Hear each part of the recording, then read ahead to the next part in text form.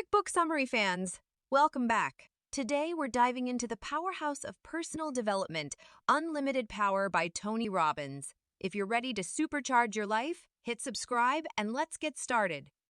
Robbins' book is all about mastering emotions, finances, and relationships for lasting change. Stick around for my top takeaways to kickstart your journey. Ready? Hit like, and let's unlock our unlimited power together.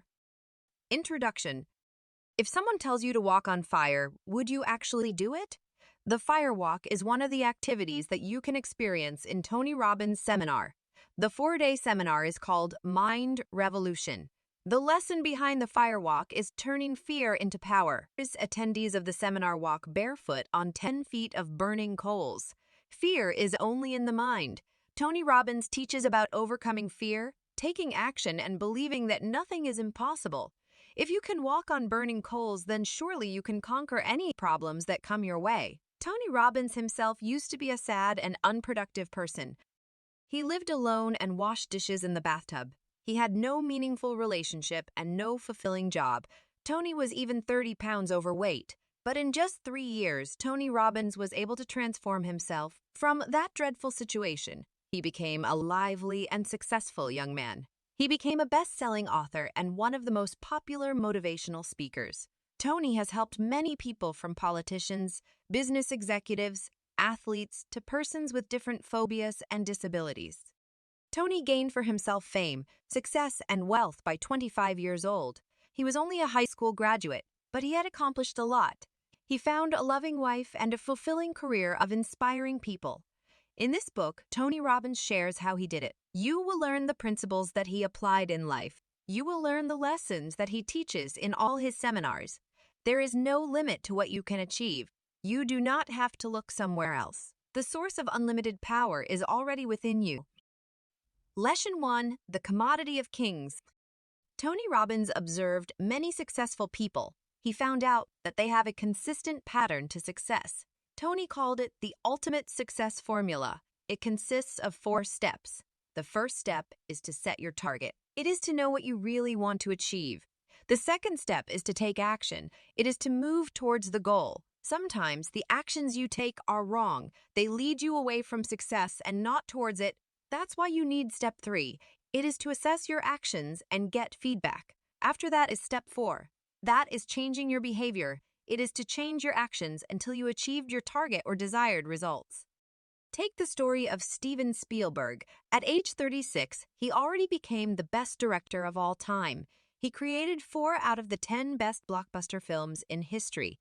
Some of the top grossing films he made are E.T., Jurassic Park, Indiana Jones, and Schindler's List. How did Spielberg start his amazing career? Was he a gifted director from the start? Did he have special advantages? You will find that Spielberg followed the ultimate success formula. I want to be a film director. That is the thought that filled Spielberg's mind as a teenager. When he was 17 years old, he went to a tour in the Universal Studios. His group didn't make it to the sound stages where a film was actually being shot, so Spielberg took action. He sneaked into the shooting. Spielberg stayed and observed until he met one of the film editors.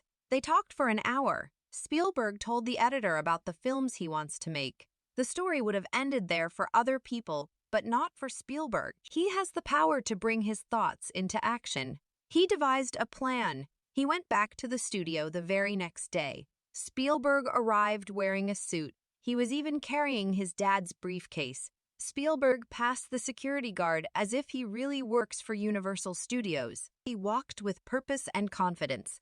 Little did the guard know that all that Spielberg's briefcase contains was 2 candy bars and a sandwich.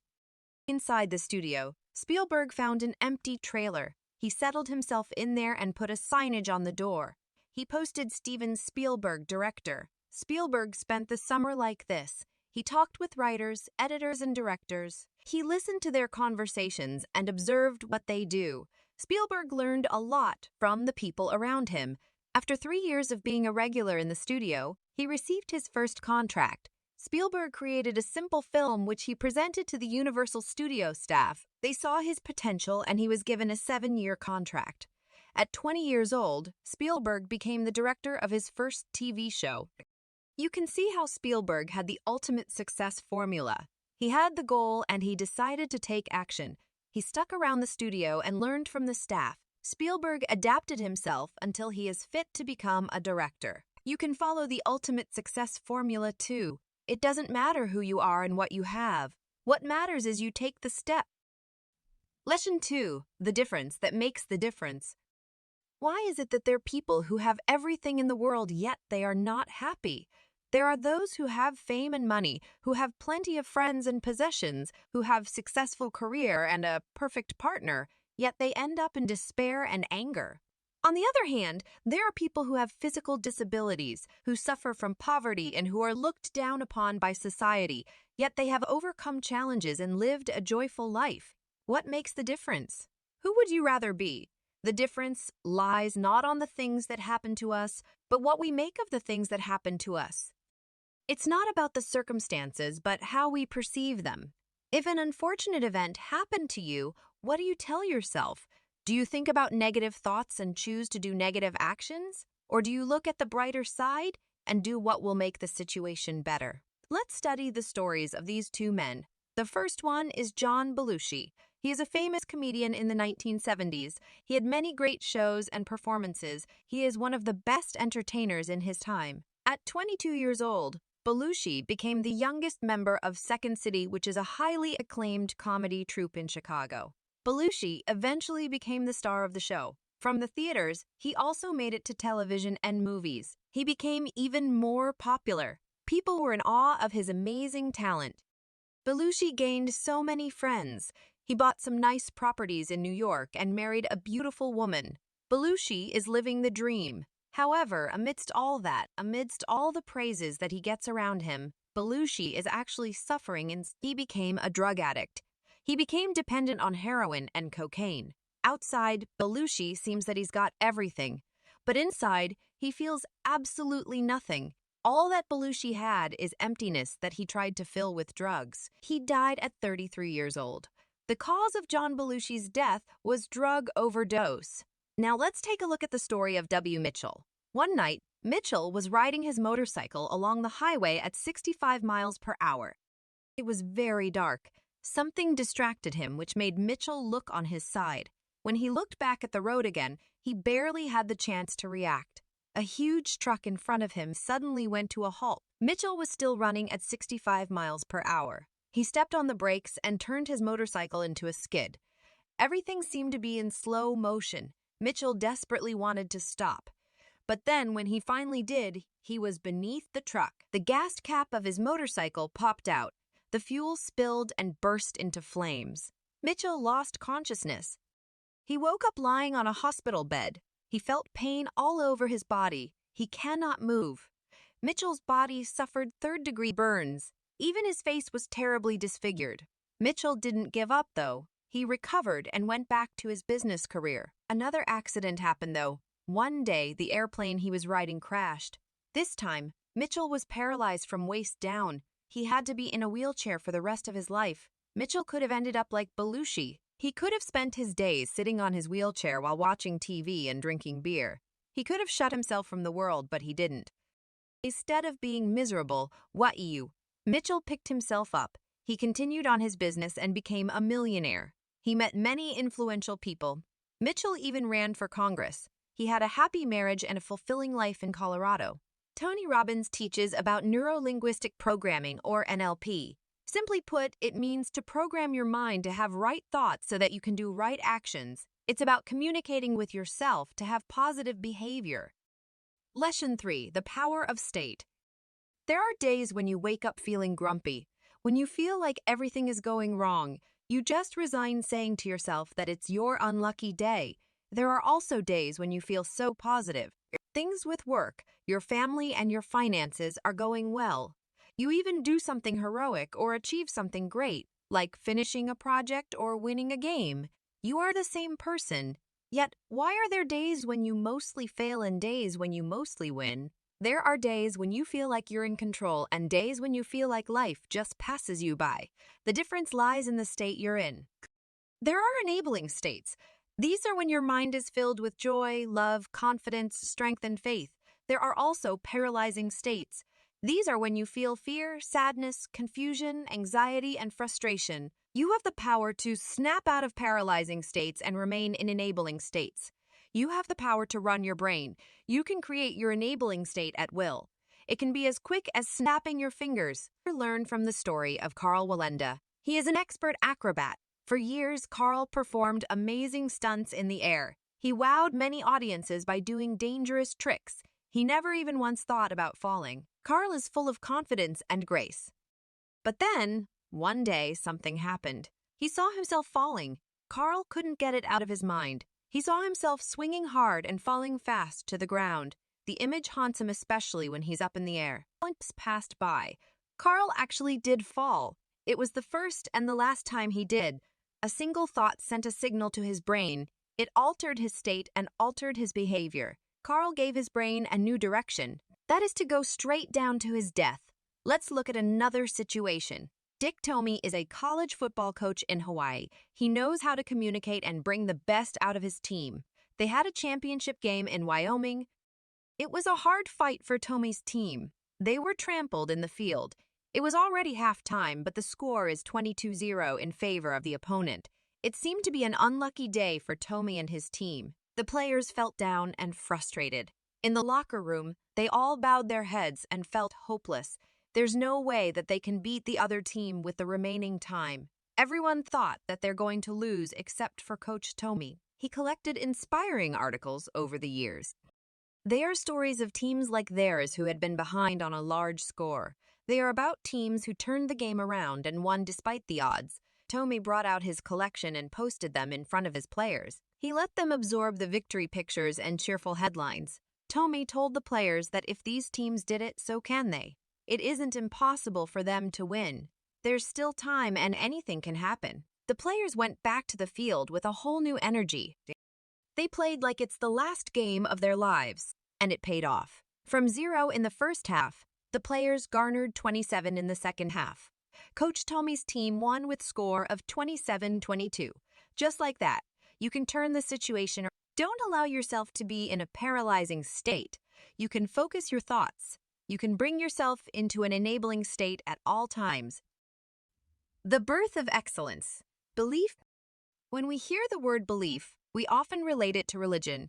But belief is not just about higher beings and sacred texts. Belief can refer to any principle which gives you direction and guidance in life. It is the way in which you see the world. Your beliefs command your nervous system. When you believe in something, it becomes the reality for you. It gives you power to take action. Pablo Casals is a great musician. He is proficient in playing several instruments, including the piano. At 90 years old, though, he suffered from arthritis and emphysema. Pablo's hands were swollen and his fingers were twisted. He struggled to breathe. Getting up in the morning is such a chore for the old man. It takes him time to carry his frail body. He walked slowly. His back is stooped over. He needed help in simple tasks like changing clothes. Before breakfast, Pablo always makes his way to the piano. He walks his slow walk with his stooped back and knobby knees. Even sitting on the piano chair gives him a difficulty, but when he finally settles his fingers on the keys, Pablo Casals transforms. He is not a sick old man anymore, but a highly capable pianist. He plays like a strong, healthy young man. His twisted fingers performed the melodies of Bach and Brahms. His hands were attracted to the keys in the same way that a plant is attracted to the sunlight.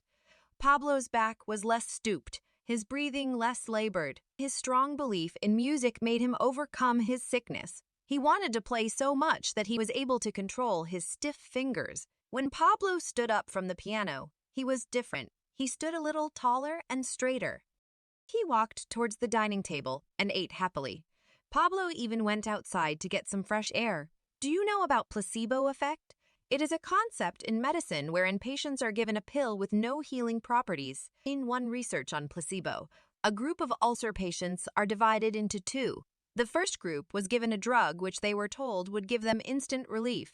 The second was given a drug which is still being developed. 70 of the ulcer patients in the first group said that the drug worked.